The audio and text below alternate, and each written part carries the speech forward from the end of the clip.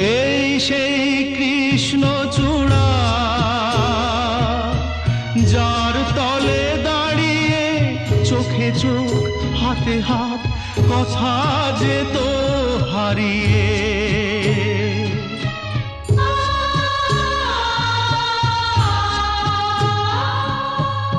আজ এখানে আমার আশার সমাধি, ব্যথা জানাবার ভাষা নেই, আশা নেই, ভালোবাসা নেই। আশা ছিল,